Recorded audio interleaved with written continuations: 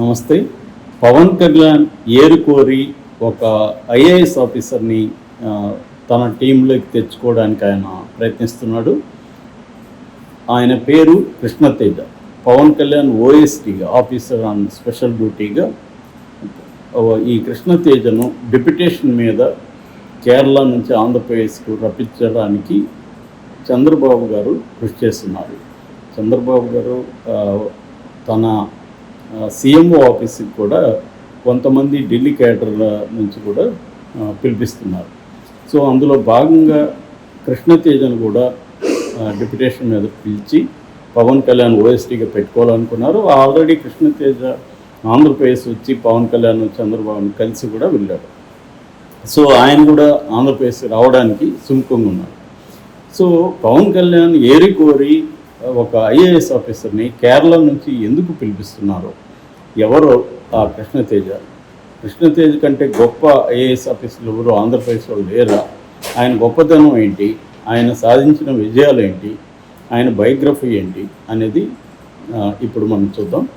కృష్ణతేజ పూర్తి పేరు మైలవరపు కృష్ణతేజ. ఈయనది గుంటూరు జిల్లా చిలకలూరుపేట. ఈయన వైశ్య కమ్యూనిటీకి చెందినవాడు. వీళ్ళ నాన్న శివానంద్ కుమార్ ఒక హోల్సేల్ మర్చెంట్ ఆయన. వీళ్ళ అమ్మ భువనేశ్వరి, ఆమె హౌస్ వైఫ్. వీళ్ళ తాత రామానంద, ఆయన చిలకలూరుపేటలో అనేక సేవా కార్యక్రమాలు ఎప్పటి నుంచో చేస్తున్నాడు. సో ఈయన స్కూలింగ్ అంతా కూడా చిలకలూరుపేటలో జరిగింది. తర్వాత కాలేజీలో చదువు ముగించుకున్న తర్వాత నర్సరావుపేటలో ఉన్న ఇంజనీరింగ్ కాలేజీలో ఈయన కంప్యూటర్స్ అండ్ ఇంజనీరింగ్లో డిగ్రీ పూర్తి చేసుకున్నారు. దాని తర్వాత ఈయనకి సాఫ్ట్వేర్ ఇంజనీర్గా జాబ్ వచ్చినా కూడా వెళ్ళలేదు. ఎందుకంటే తన తాత ఇన్స్పిరేషన్తో సామాజిక సేవ చేయాలని కోరిక. అందుకని తను సివిల్స్ పాస్ అయ్యి ఒక అడ్మినిస్ట్రేటివ్ ఆఫీసర్గా మనం ప్రజలకు సేవ చేయాలనుకున్నాడు. అందుకని హైదరాబాద్ వచ్చి ఇక్కడ ఫ్రెండ్స్తో కూడా ఉంటూ బాలలత మేడం దగ్గర కోచింగ్ తీసుకోవడం మొదలుపెట్టాడు. ఆమె మేడం చాలా స్ట్రిక్ట్గా ఉండేదంట. మార్నింగ్ 4:30కు వచ్చి 3 hours టెస్ట్ రాయాలి. ఒక్కరోజు మిస్ అయినా కూడా నేను కోచింగ్ ఆపేస్తాను అని ఆవిడ ముందే చెప్పింది. అట్లాగే కృష్ణతేజ కూడా మార్నింగ్ 4:30కి అంతా వెళ్ళిపోయేవాడు, టెస్ట్ రాసేవాడు 3 o'clockకి. అలా కష్టపడ్డాడు. అయితే కృష్ణతేజకి ఒక ఈగో ఉండేది. ఎందుకంటే తను చిన్నప్పటి నుంచి స్కూలింగ్లో కానీ, కాలేజీలో కానీ, ఇంజనీరింగ్లో కానీ టాపర్గా ఉండేవాడు. అందుకని నేను టాపర్ అన్నిట్లో నాకు ఈ సివిల్స్ ఒక లెక్క అన్న ఒక ఈగోతో అతను 3 సార్లు మెయిన్స్ దాకా వెళ్ళి మెయిన్స్లో ఫెయిల్ అయిపోయాడు. దాంతో బాగా ఇబ్బంది అయింది. అసలు నా లోపాలు ఏంటి, నేను ఎక్కడ తప్పు చేస్తున్నాను అని ఫ్రెండ్స్ని అడగడం మొదలుపెట్టారు. ఫ్రెండ్స్ ఏమో నువ్వు బ్రహ్మాండంగా చదువుతావు, నీకు బ్రహ్మాండంగా నాలెడ్జ్ ఉందని చెప్తున్నారు, కానీ లోపాలు చెప్పలేకపోయారు.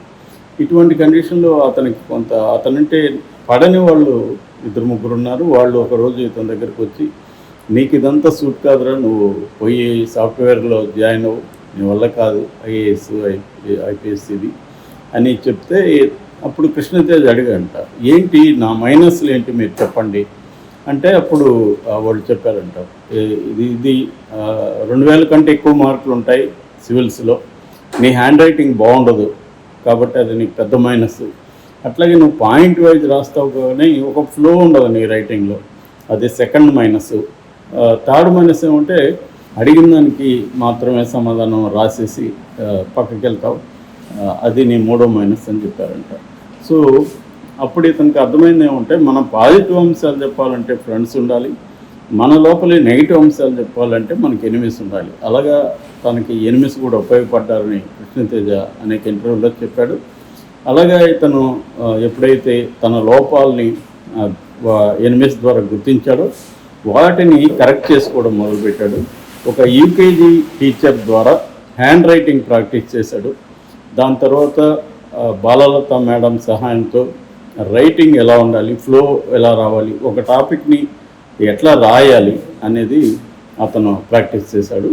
అట్లాగే మాట్లాడిన దాన్ని కొంచెం సూటిగా ఆన్సర్ మాత్రం చెప్పేసి సైలెంట్గా ఉండకుండా దాన్ని అనలైజ్ చేయడం, విపులంగా చెప్పగలగడం అవన్నీ కూడా ప్రాక్టీస్ చేశాడు. అలాగా 1.5 year 4th టైం ప్రాక్టీస్ చేసి 66వ ర్యాంక్ తెచ్చుకోగలిగాడు. బట్ 66వ ర్యాంక్ రావడం వల్ల తనేమీ గొప్పగా హ్యాపీగా ఫీల్ కాలేదని, బట్ అమ్మ నాన్న ముఖంలో ఆనందాన్ని చూసి మాత్రం చాలా హ్యాపీగా ఫీల్ అయ్యానని ఆయన చెప్పుకున్నారు. దాని తర్వాత ఆయన కేరళ క్యాడర్గా కేరళకు వెళ్ళారు. అక్కడ ఫస్ట్ పోస్టింగు అలపి సబ్ కలెక్టర్గా వచ్చింది. అలా ఫస్ట్ ఎక్స్పీరియన్స్ లేదు ఆయనకి. ఆ టైంలో మనకు తెలుసు అప్పట్లో వరదలు పెద్ద ఎత్తున కేరళలో వచ్చాయి. రైస్ బౌల్గా పిలువబడి కేరళ అతలకుతలం అయిపోయింది. పంటల నాశనం, ప్రజలు అనేక ఇబ్బందులు పడ్డారు. సో తను కలెక్టర్గా సబ్ కలెక్టర్గా ఉంటూ అతను సాధించిన విజయం ఏంటంటే ఆపరేషన్ పుట్టునాడు అనేది స్టార్ట్ చేసి 2,40,000 మందిని 48 గంటల్లో రెస్క్యూ ఆపరేషన్ ద్వారా చేర్చగలిగాడు బయటికి. ఇది ఒక్కసారిగా దేశం మొత్తం అటెన్షన్ ఈ సబ్ కలెక్టర్ ఎవరు ఇంత ఫాస్ట్గా ఎలా చేయగలిగాడు అనే వచ్చింది. దాని తర్వాత ఈ నిరాశ్రయులు అయిన వాళ్ళు వివిధ శిబిరాల్లో ఉంటున్నారు. వాళ్ళ కోసం అయాంపార్ అలప్పి అనే ఒక ఫేస్బుక్ పేజీ క్రియేట్ చేసి దాన్ని ద్వారా దేశవ్యాప్తంగా ఫండ్స్ని కలెక్ట్ చేశారు. అందులో భాగంగా ఈనాడు రామోజీరావు గారిని కాంటాక్ట్ చేస్తే రామోజీరావు గారు తన సర్కిల్ ద్వారా తన పేపర్ ద్వారా డబ్బులు కలెక్ట్ చేసి పంపించారు. అట్లాగే బాహుబలి డైరెక్టర్ రాజమౌళి, యాంకర్ సుమ ఇలాంటి వాళ్ళని కూడా ఈ కృష్ణతేజ్ మాట్లాడి వాళ్ళ ద్వారా కూడా ఫండ్స్ కలెక్ట్ చేశారు. అలా పెద్ద ఎత్తున అలపిలో ఉండే ఈ శిబిరాలకి డబ్బును ఇవ్వగలిగాడు. దానివల్ల లక్షల మంది జీవితాల్ని బాగు చేయడానికి కృష్ణతేజ్ ఉపయోగపడ్డాడు. దాని తర్వాత కృష్ణతేజ్ను కేరళ పర్యాటక శాఖ డైరెక్టర్గా నియమించింది ప్రభుత్వం. మనకు తెలుసు కేరళలో ట్రావెల్ అనేది ఎంత గొప్పగా ఉంటుందో. ఆ పర్యాటక శాఖలో కూడా ఇతను వినూత్న కార్యక్రమాలు అనేకం చేపట్టాడు. మిషన్ ఫేస్ లిఫ్ట్ అనే ఒక ప్రోగ్రాం ద్వారా పర్యాటక స్థలాలని మోడర్నైజ్ చేయడం అవన్నీ చేశారు. అట్లాగే మాయ అనే ఒక చాట్ బాట్ని క్రియేట్ చేసి ట్రావెలర్స్కి ఈ మాయ గైడ్ చేస్తుంది, వాళ్ళ డౌట్స్ అంతా క్లియర్ చేస్తుంది, వాళ్ళు చూడాల్సిన ప్లేసెస్ వాళ్ళ టేస్ట్ని బట్టి సజెస్ట్ చేస్తుంది, అట్లా గైడ్ చేయడం అనేది చేశారు. అట్లాగే క్యారవాన్ కేరళ అనే ఒక వెహికల్స్ని క్రియేట్ చేసి వాటి ద్వారా కంఫర్టబుల్గా ఒక ప్లేస్ నుంచి ఇంకో ప్లేస్కి క్యారవాన్ ఏర్పాటు చేశాడు.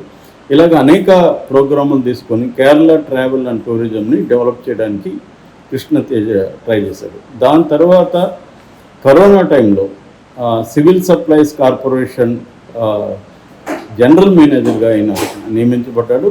అప్పుడు ఫుడ్ కిట్స్ని తయారు చేసి medical kit and food kits విపరీతంగా కేరళలో డిస్ట్రిబ్యూట్ చేశాడు. అది కూడా ఈయనకి పేరు పెట్టింది. ఐక్యరాజ్య సమితి లాంటివి కూడా గుర్తించాయి తన సేవలను.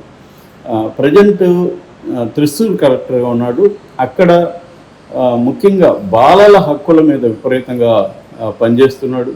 ముఖ్యంగా చిన్న చైల్డ్ లేబర్ కావచ్చు, తర్వాత ట్రాఫికింగ్లో ఉన్న బాలలను రక్షించడం కావచ్చు, అది పెద్ద ఎత్తున చేసి కలెక్టర్ మామన్ అని బాలలంతా ఇతను పిలిచే పేరు, మామన్ అంటే మామయ్య, కలెక్టర్ మామయ్య అన్న స్థాయిలో ఇతని పేరు వచ్చింది. ఈ మధ్యనే జాతీయ బాలల హక్కుల రక్షణ కమిషన్ ఇతనికి అవార్డు కూడా ఇచ్చింది. ఆ సందర్భంగా మన పవన్ కళ్యాణ్ కూడా అభినందించారు. ఇట్లాగా తను ఎక్కడ పనిచేసినా పీపుల్ సెంట్రిక్ అప్రోచ్తో ప్రజల కేంద్రంగా ఆయన పనిచేయడం. ఆ క్రమంలో అతను మాఫియాను కూడా ఎదుర్కోవాల్సి వచ్చింది. ఒకసారి దాదాపు 200 కోట్ల విలువైన 54 మాఫియా బిల్డింగ్స్ని అతను కూలగొట్టాడు. అది కూడా అప్పట్లో రికార్డు ఇదైంది. అలాగా తను ఎక్కడ పనిచేసినా అక్కడ ఈ కృష్ణతేజ్ ఇది వచ్చింది, పేరు వచ్చింది ఆయనకి. దీనికంతా కారణం తన తాత ఇన్స్పిరేషన్ అని, తనకు చిన్నప్పటి నుంచి కూడా సేవ చేయాలనే కోరిక ఉందని అతను చెప్పుకున్నాడు. ఇక పర్సనల్ విషయానికి వస్తే ఆయన భార్య పేరు రాగదీప, ఆమె చార్టెడ్ అకౌంటెంట్. యాక్చువల్గా వాళ్ళ మామయ్య సుబ్బారాయుడు విజయవాడలో ప్రముఖ చార్టెడ్ అకౌంటెంట్. ఆయన కూడా అనేక సేవా కార్యక్రమాలు చేస్తుంటాడు. కృష్ణతేజ్కి ఇద్దరు పిల్లలు. ఒకరు రిషిత్ నంద, అంటే వాళ్ళ నాన్న తాత పేర్లలో ఉన్న నందంని తీసుకొని రిషిత్ నంద అని పేరు పెట్టాడు. తర్వాత రెండవ అబ్బాయికి రామ్ నంద అని పేరు పెట్టాడు. సో అందుకని కృష్ణతేజ్ లాంటి వాళ్ళు ఉంటే తను చేయాలనుకున్న అనేక సేవా కార్యక్రమాలు కావచ్చు, ప్రజల సమస్యల పరిష్కారం కావచ్చు, కొన్ని ఇన్నోవేటివ్ ప్రోగ్రామ్స్ కావచ్చు, వీటికి ఇలాంటి ఐఏఎస్ ఆఫీసర్ ఉంటే తను చేయాలనుకున్నది చేయొచ్చు అని పవన్ కళ్యాణ్ గట్టిగా అనుకుంటున్నారు. టీం అనేది ఎప్పుడైనా ఏ మినిస్టర్కైనా కూడా ఒక స్ట్రాంగ్ టీం ఇంపార్టెంట్, ప్రొయాక్టివ్గా పనిచేయడం.